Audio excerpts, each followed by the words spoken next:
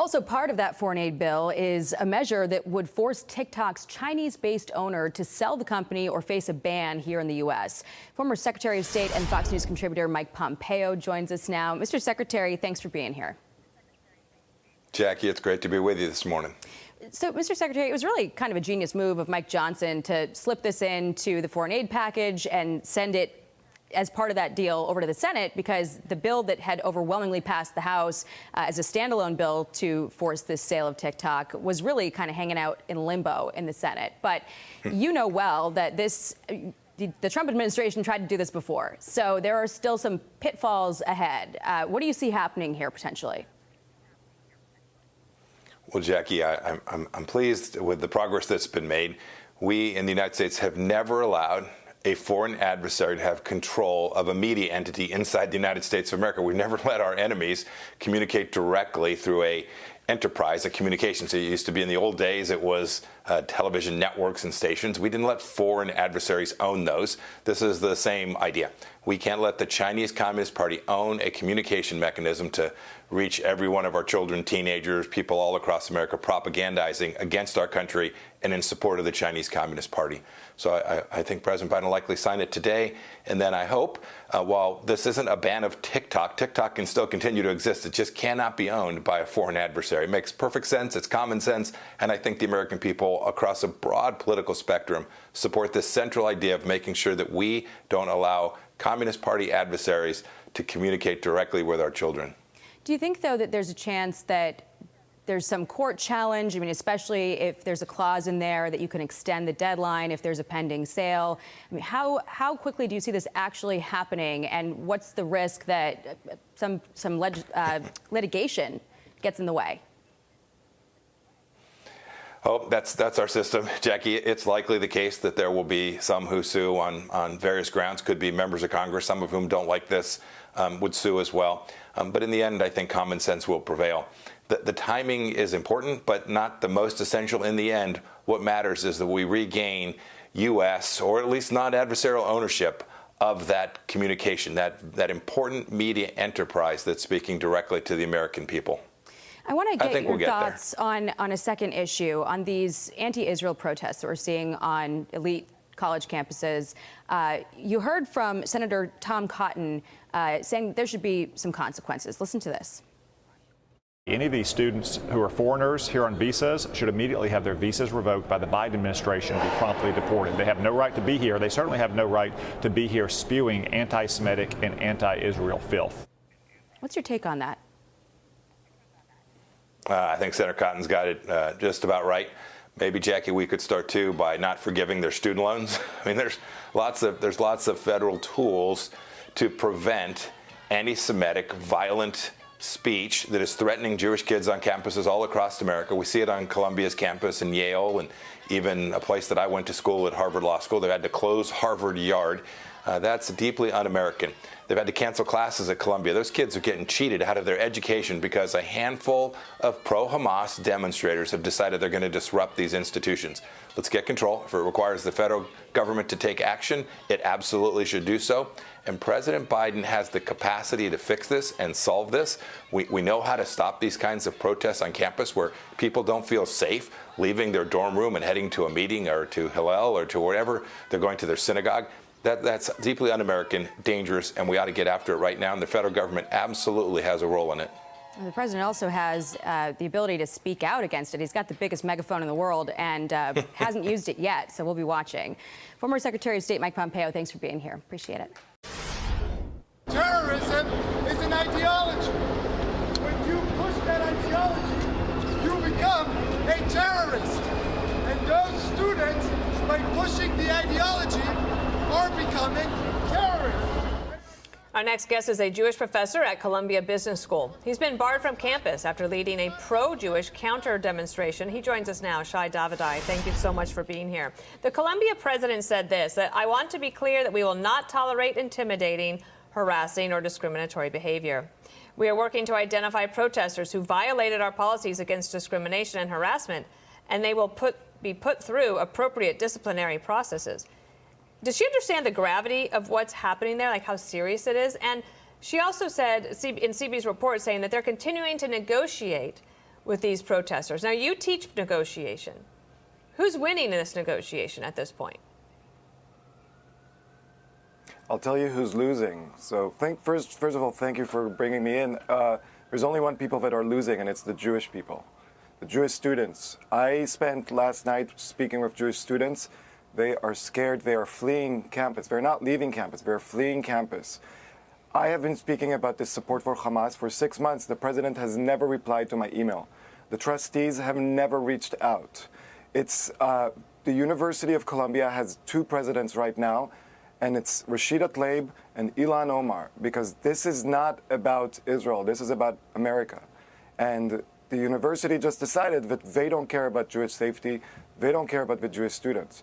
They are negotiating with suspended organizations that they want to burn everything down. And I'm despondent this morning. Shai, your badge to access the school was shut off. You were not able to access the main campus. And, you know, these Jewish students have been told they might be safe for taking virtual classes. I believe it was Congressman Moskowitz who said that, you know, we've seen this before, Jews being told that they shouldn't come here because we can't keep them safe. Is what's playing out, you know, echoing Nazi Germany for you? Do you agree with his statement? Yeah, I've been saying this for 6 months, and everything is on my social media. I've documented every incident of hate. I've documented every time they've called for killing of the Jews. I've called, you know, when they shout against America, when they burn down American flags. This is not protest against Israel. This is protest against America. They are cheering on Hamas and Islamic Jihad, who are right now holding 3 U.S. citizens hostage in Gaza. They are denying them their inalienable rights to life, liberty, and the pursuit of happiness. And those that are denying them are not just Hamas, but the students and the faculty that are cheering on Hamas. Look, I've never been on Fox News. We don't share a lot of our politics, but I think we do share one thing, that, you know, we share the belief in life, liberty, and the pursuit of happiness. President Shafik does not, because if she did, she would not be negotiating with those that are supporting Hamas and Islamic Jihad. She will be talking with the Jewish students. You know who the only people not on the negotiation table? The Jews. She's negotiating with Hamas supporters, with Islamic Jihad supporters. She's not even taking the moment of her day to speak with the Jewish students and their concerns. She never even reached out to me. Wow. I am barred from there. The reason I couldn't go on campus is because they said they cannot guarantee my safety in that illegal encampment. Do you think they can guarantee it now? I don't think so. Shai, apparently right now they're chanting "Genocide Joe has got to go." I think you can hear that. So they're bringing in, obviously, U.S. politics as well. On campus, when did it take a turn, and why do you think it took a turn from protesters calling for a ceasefire to now telling Jews to go back to Poland, to threatening their safety, and to being actually pro-Hamas rather than just calling for a ceasefire? Was there a turning point that you saw on campus? There was no turning point. I'm sorry, but none of you in the media were listening. On October 9th, they posted a letter that said that the massacre of October 7th was a historic day, and this is what resistance means. From the very first moment, before Israel even started the war, responded to Hamas's actions, when they were still fighting terrorists on the ground in Israel, trying to prevent more massacres, the students at Columbia started cheering on Hamas, celebrating Hamas. They showed up with signs saying resistance by any means necessary on October 12th. University knows about this. By calling these pro-Palestinians, this is doing a disservice to Palestinians. But Shai, I'm sorry to interrupt you because I want to ask you. I just want to ask, because just to help us all understand, we're paying attention. We care about this issue very much. What is different now than maybe even 3 weeks ago, 4 weeks ago, that now you have a situation where it's like the new Occupy Wall Street right there on your campus? No, it's not, because this is motivated by hate. It's not the Occupy Wall Street. This is motivated by hate, not by ideology. And it's just been building up. This is how terrorism works. And it works on Columbia's campus the same way that it works in Kabul and in Mosul and in Rafah. You start off slow and you see that you don't face any consequences. So you amp up the heat more and more and more, and you amp up the heat until the other side gets to a breaking point and starts negotiating with you. This is how terrorism works. It works everywhere around the world by scaring you into doing what they want, to capitulating into their demands. They started by supporting Hamas, and they're openly supporting Hamas now. Nothing has changed other than the heat. All right. I want to read you a tweet, Shai, from Congresswoman Alexandria Ocasio-Cortez. She says calling in police enforcement of nonviolent demonstrations of young students on campus is an escalatory, reckless, and dangerous act. It represents a heinous failure of leadership that puts people's lives at risk. I condemn it in the strongest possible terms. You know, dealing with this issue has been vexing for Democratic lawmakers. Are the lines becoming blurred here between, you know, what is supporting Palestinians and what is echoing terrorist rhetoric? How important is it for Democrats to really be pretty clear in what it is they're standing up for? Look, this is not about Democrats or Republicans. This is about moderates versus extremes. You got extremists on the left and extremists on the right, but moderate Republicans and moderate Democrats, they all understand the same thing. They all understand that this is about America. And AOC, she's an agent of chaos. That's the name. AOC is Agent of Chaos. And I'm just looking forward to my kids and grandkids reading about this chapter in history and the list of all the rabid anti-Semites and to see her name there. This is not peaceful protest, and she's lying to the people. She is lying to the people, just like Rashida Tlaib, just like Cynthia Nixon from Sex and the City, just like the New York Times. They are lying to the people. Look at the videos. Look at the videos. Look at the sign, the student protesters holding signs saying, Al-Qassam brigades, meaning the Hamas military wing, these are your next target, pointing at Jewish students, American Jewish students. Yeah. And if you tell me that that is peaceful, you know, Mayor Eric Adams knows this, that if this was about the KKK, if this was targeting a race, if this was targeting a sexual orientation, a sexual identity, the NYPD would have found something to do. Because this is targeting the Jews, Mayor Eric Adams speaks very highly about how much he cares and does nothing. Shai Davidai, thank you so much. Please stay in touch, and I hope that you can either get back on campus and certainly remain safe. Thank you. Thank you, Shai. I just care about the Jewish students' safety. So do we. Thank you. Fox News alert last night, the Senate passed a $95 billion foreign aid bill. It includes money for Ukraine, Israel, and Taiwan. Joining us now is Senate Minority Leader Mitch McConnell, and you think this is a good day for America. Let me ask you something. Is $60 billion enough money for Ukraine to push back Russia decisively? Well, we hope so. It's actually only 0.2% of our gross domestic product. So put in that context, it's not a whole lot of money for us, but it's a very significant step for them because it gives them the more sophisticated weapons they need to hold the Russians at bay. And we're optimistic these people want to win. I mean, the Russians are trying to take their country, and they have enormous incentive, and it doesn't require any of our personnel. We're not getting any Americans killed. We're helping them defend their independence and also degrade the military of one of our biggest adversaries, the Russians. Do you think that President Biden was too slow to give Ukraine what it needed initially so that we wouldn't get to this point where they could have, maybe been in a better position by now? Instead of, it feels kind of like they're just losing slowly. Yeah, much slower than it should have. The president made two big mistakes. Number one was the withdrawal from Afghanistan, which was not at war. We kept the lid on terrorism there. We shouldn't have withdrawn the troops.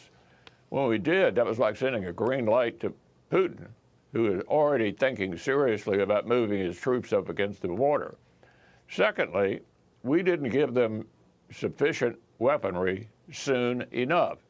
We tended to react too slowly. So the administration did make a number of mistakes, but at least at this point, after a long delay, we've all come together and done what needed to be done to help the Ukrainians. And, you know, this is a huge issue to the whole world. Yeah. The Prime Minister of Japan the other day in an address to the Congress talked about Ukraine. So it's a big deal for every country in the world that elects its own leadership. So the vote was 79-18, and you've talked about your concern about an isolationist strain in the Republican Party. It's, you know, that comes up from time to time in our history if you look back. And there are people wondering, and you can understand their reluctance, even though it is such a small part of the GDP, this foreign aid piece, but they're upset that nothing was done on the southern border, and they feel like Americans aren't being well taken care of. Is there anything that the Republicans can do this summer before the election to make them feel better about that?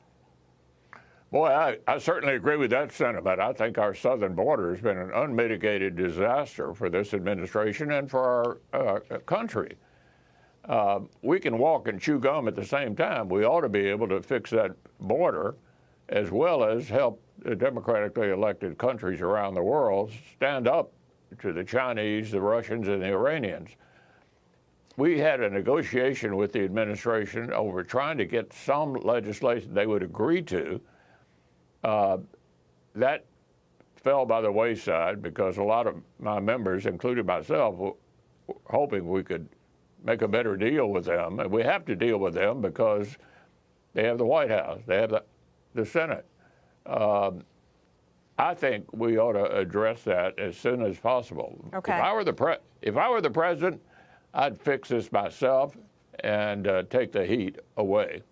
Do you think that having the TikTok force of the sale of TikTok, not a TikTok ban, people would still be able to do TikTok, do you think that helps you get to the number 79-18? Well, let me tell you what that was about. That was about national security. And I'm a big defender of the First Amendment and free speech. But when it comes to national security, we were all concerned about the control of TikTok by the Chinese. Okay, let's switch to politics a little bit because you are, in your last efforts as leader, you're not leaving the Senate, but this is your last few months as the leader, and your goal is to try to return Republicans to the majority in the Senate. I have two questions for you. What race are you most confident about, and which one are you most concerned about? Well, certainly the one I'm the most confident about is West Virginia. A very, very popular Governor Justice is running there. We're almost certain that's number 50. So obviously we need another one somewhere else to get to the majority, and there'd be nothing wrong with getting more than that if we could. Montana, Ohio, Pennsylvania, all very, very competitive. And there are other states that could come into play. Do you like think Wisconsin. that Maryland is realistic for the Senate Republicans? Glad you brought that up. I should have mentioned that myself. Yes, we have a fabulous candidate in Maryland, and who would have ever thought Maryland would be competitive? Former Governor Hogan has incredible approval ratings, and so I should have actually mentioned Maryland. Well, it was on my mind. I saw he had a big ad buy today, about $1 million that he's going to spend there. My last question for you is about President Trump and President Biden. So it's the rematch that people are waiting for to watch to see what happens. We know throughout history, incumbents usually win a second term, but not always. Based on your experience, the polls where they are today, and your instincts, do you believe that it is possible for Joe Biden to be a one-term president? What will it take for President Trump to win? Well, look, we know it'll be decided in about 7 states. So everybody will vote all across America, but there are about 7 states that will determine who actually wins. And it looks like we're going to have another close race like we had in 2020. Very difficult to predict who will win, but we're encouraged by the fact that President Biden has very bad approval numbers on almost every issue. Senator Mitch McConnell, great to have you this morning. I know that you were up late working on that bill, so we appreciate it. And President Biden is likely to sign it today and make comments. Thank you so much. Meanwhile, the Pennsylvania Senate matchup is finally officially set. Republican Dave McCormick will face off against incumbent Democrat Bob Casey in a race that could determine Senate control. So no pressure, right? We're joined by the GOP nominee, Dave McCormick, and it's great to have you. I want to put you up on the board here. This is Emerson College from March. Casey 45, McCormick 41, undecided 14%. How do you get to those 14% and get them to go to your column? Well, good morning, Dana. I'm so excited to officially be the nominee for the Republican Party and what I think will be one of the most important races in the country. And really the future of the country and the Senate depends on what we do here. And, listen, I'm barnstorming across the great Commonwealth, going to all 67 counties. And the more people get to know me, the more I have their support. And I'm running against Bob Casey, who's been in office for 18 years in the Senate and has been a 98% vote for Joe Biden. Let me show a little bit of that. There's an ad. I'm sorry to interrupt, but I do want to show a part of an ad that you put out talking about this 98%. Let's show a little bit, and I'll have you explain what you mean. You vote with the president 98% of the time. We need someone who's going to be truly independent, who has the character and the integrity to stand up to his party and his president, especially at a time of war. So your point there is? Well, the point is that Bob Casey's voted 98% of the time with Joe Biden. He's not shown any independence. He's been a follower, not a leader. And so when you look at spiraling inflation or a wide open border or crime in Philadelphia or the war on oil and gas development in Pennsylvania, you can thank Bob Casey. He's voted every step of the way with Joe Biden. And that's why 80% of Pennsylvanians think the country's going in the wrong direction. And so I'm running as a guy who's an outsider, never held public office, and deeply committed to leadership to change the direction of our country. I'm a West Point graduate. We learned about duty, honor, country. That's what this race is about. Well, it's interesting. Biden has to win Pennsylvania, right? That's the keystone to his campaign win. And Chuck Schumer, the Senate majority leader, he is determined to try to keep you from winning. They're going to pour a ton of money into this race. The financial situation for families in Pennsylvania, if you see, I'm sure that you hear this every day, only 14% say they're getting ahead, 41% say they're holding steady, and 44% say they're falling behind. What do you tell them specifically are the policies that you would try to push that could actually bring prices down? And not promising like, oh, of course we're going to bring prices down. But how would that actually happen? I know you know business, you know finance. How could that happen for families if they vote for you? Well, as you said, 60% of Pennsylvanians are living paycheck to paycheck. And prices have gone up 20% under Biden. Wages have gone up 14%. And the reason is all this enormous spending. Republicans and Democrats alike have spent too much in the last 20 years. Biden spent $6 trillion more. Casey's voted for it. So the first thing to do is you got to pull back on a lot of that spending that's been approved by President put forth by President Biden. The second thing is the absolute war on oil and gas exploration in the United States. That's driven up fuel prices. And in Pennsylvania, we've got this wonderful, clean natural gas that's the key to our economy and our future. And President Biden and Bob Casey, every step of the way, have stood in the way, most recently with the pause on LNG drilling. This is absolutely the worst thing we could do for our security, for our economy, and also for our environment. Dave, so I'd fight on day one. Dave, just could you name one area of spending that you would recommend cutting? Well, I think these enormous subsidies that have gone into EVs and solar. Listen, I'm for all sources of energy, but the trillions of dollars or the hundreds of billions of dollars we put into all these subsidies are distorting our economy. They're driving inflation. They're hurting manufacturing jobs. So I'd roll back all of that stuff. That's crazy. Got it. And we're and literally standing in the way of our economic well-being in Pennsylvania. All right, we'll let you get back to the campaign trail. Thanks for joining our show this morning. Let me say, Dave McCormick, PA.com. Okay. DaveMcCormickPA.com. Thanks so much. You got it in there. Thank you. And Fox News alerting $95 billion foreign aid bill is now going to President Biden's desk after it was passed by the Senate late last night. The package will send aid to Israel, Taiwan, and Ukraine. Ukrainian President Zelensky reacting to the news, tweeting in this, posting in part this. This vote reinforces America's role as a beacon of democracy and the leader of the free world. Senior Foreign Affairs correspondent Greg Palkot is live in Kyiv, Ukraine. He got a chance to speak exclusively and get first reaction from Zelensky, and we talk to you now. Hi, Greg. Hey, Dana, that's right. The folks here in Ukraine are breathing a huge sigh of relief after the House came through over the weekend and then the Senate overnight passing that foreign aid package, which includes $61 billion for Ukraine's military. No one more relieved than Ukrainian President Volodymyr Zelensky. He's been waiting months for this latest bunch of aid. In his first interview since the Senate action, Zelensky expressed his gratitude and his hopes for those weapons. I want to thank you for such significant support.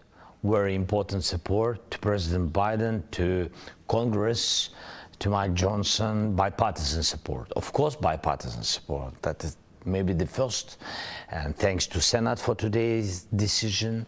And I hope that President Biden will sign the law, which is so important, crucial for our lives. And God bless, we will get it as quick as possible. Is that important, that you get the weaponry, the air defense, the long-range missiles as fast as possible? As fast as possible, otherwise they will push us back. It's true. Our people know about it, and Americans have to know about it. In fact, the Pentagon says some of the weaponry is already in storage in nearby Germany and could get to the front lines in days. Couldn't come any faster. Ukraine has been outgunned and outshelled by the Russians in recent months, and they've been losing key ground at several points. Again, Dana, President Biden has to sign this to make it official, but that's expected shortly, as we saw a very determined and a very emotional President Zelensky. Back to you. Yeah, and I'm sure the people there are really breathing a sigh of relief, and we'll talk to Mitch McConnell in the next hour about if it will be enough aid to get the job done. Thanks, Greg. In the soft embrace of morning light, rocky and rugged, hopefully sight, a whisper of promise, a sense so sweet, reviving energy with every heartbeat. Oh yeah, stumbling down the stairs with grace, favorite moment, cherished embrace. Each sip, a dance of enchantment, caffeine's elixir, a daily enchantment. Ooh, yeah. Coffee in the morning, my lifeline. Guiding through life's chaotic design, finding every sip of morning zest. In that brew, I find my best.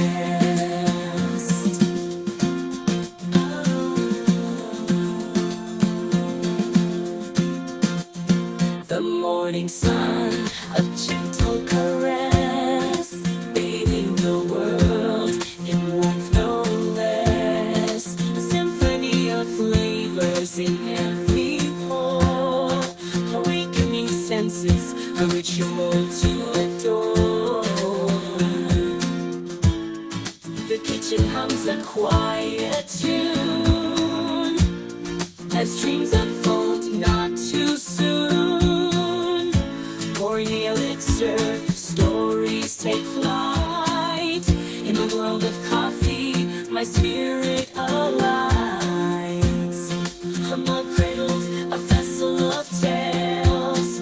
Each sip, a dialogue as morning unveils. Bitterness, a new world of tales. As the day unfolds, a caffeinated tale in morning symphony, where moments prevail. Coffee, my companion in the sunrise quest, in the ritual of morning, my eternal zest. The world awakens, a canvas so bright, in the palette of dawn, a captivating sight, a dance of flavors, a morning trance. In the world of coffee, life's sweet romance.